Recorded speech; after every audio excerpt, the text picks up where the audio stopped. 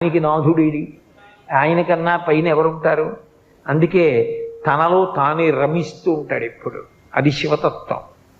కాబట్టి ఆయనంత యోగి లేడు, ఆయనంత భోగి లేడు, ఆయనంత దూరంగా ఉండేవాడు లేడు, ఆయనంత దగ్గరగా ఉండేవాడు లేడు, ఆయనంత తేలికగా భక్తుల్ని అనుగ్రహించేవాడు లేడు. ఎందుకని? మనసెరిగి చిరునవ్వుతో ఇచ్చేస్తాడు. కలియుగ ప్రారంభంలో అడిగారట, కలి యొక్క ఉద్ధత ఎక్కువగా ఉంటుంది కదా, చాలా పాపకర్మలు చెయ్యాలన్న అనురక్తి ఉంటుంది తప్ప పుణ్యకర్మలు చెయ్యాలనేటటువంటి ఉత్సాహం ఉండదు కదా స్వామి, అందుకని మేము తేలికగా తరించడానికి మాకు ఏదైనా మార్గం చెప్పరా అని అడిగారు.